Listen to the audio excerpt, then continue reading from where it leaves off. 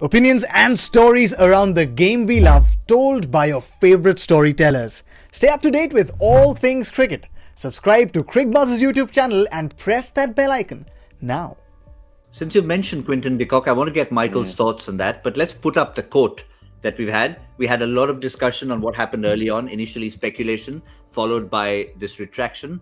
Those who have grown up with me and played with me know what type of person I am. Zahir can't confirm that. I've been called a lot of things as a cricketer: doff, stupid, selfish, immature, but those didn't hurt. Being called a racist because of a misunderstanding hurts me deeply. I just want to thank my teammates for their support, especially my captain, Temba Bavuma. People might not recognize, but he's a flippin' amazing leader. Floppin'. Remember, that's the way he says it. If he and the team in South Africa will have me, I would love nothing more than to play cricket for my country again. Michael, your thoughts on the Quinton de Kock affair? Well, fundamentally, we want players like Quinton de Kock playing the game. Wonderful stroke maker. Been fantastic for many years. He's certainly going to strengthen South Africa.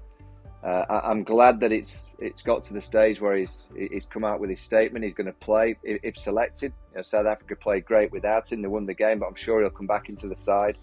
I don't believe that a cricket board should force an action onto a player like the South African board did. I think it's down to the player.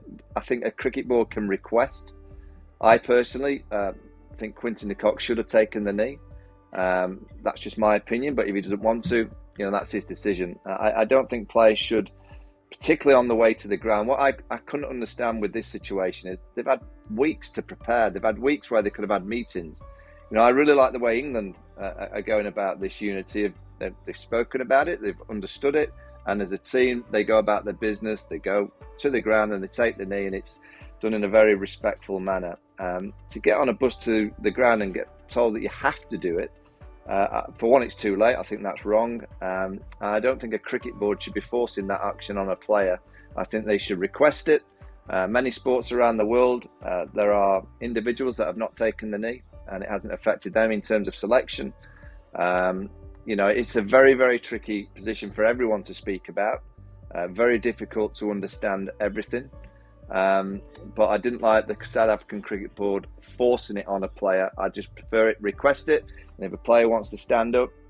Now Quinton's going to take the knee, and it probably looks worse now that he's going to take the knee, where we've seen pictures in the past where he hasn't taken the knee. But the best thing about it all is, for me, a player of his ability, his star quality, coming back, because for me it's about a game of cricket, and I want to see the best players playing out. Yeah, and I think just to put that issue to bed, Joy, I think that really what struck me was, and what Zahir Khan said the other day, as someone who's seen him up close in the dressing room, unbiased view. I mean, you could have his mates in the dressing room who'll say he's a great bloke, but an unbiased view from someone like Zahir Khan, who said, listen, this was bollocks, because if you know Quinton de Kock, you know that's not the kind of guy he is. He's come out and said it himself, and I think that's the way we can resolve the issue. Know the man, and therefore know what he's about.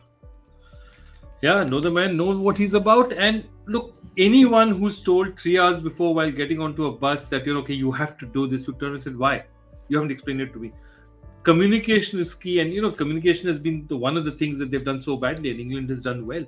And a lot of other countries have done well. Even India, I thought, told their players very, very late about it. Of course, the players took the knee and, there was no controversy. But you need to explain to players, what is this taking the knee all about? Why is it important? Why is it not? And then leave the issue to them.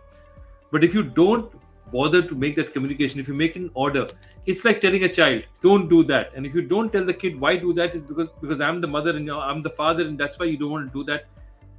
They're going to do it the next time you turn your back. But if you explain to them that this is the reason, I think they have to go, boards have to go that extra yard and explain to players, this is not a diktat. This is the reason why we believe this is important in the sport. Yeah, I think with this situation, because obviously there has been games where South Africa have taken the knee before and Quinton hasn't. That in itself was a stance. Him not taking the knee. I think it was a fact that he was forced to do it on the way to the ground. As I said, I find it hard to talk about because you're never quite sure what to say, what not to say. But I do find it difficult to think that a cricket board can force an action onto someone. It should always be a request, and it's down to the individual person to decide whether they want to or not. and then everyone else can take their own story around whatever that person decides to do. But to force it onto that player, I don't think that's quite Let's right. not forget the earlier quote that came from Quinton de Kock that reminded the world that he also comes from a mixed race background and something he empathizes, something he understands, and that is that.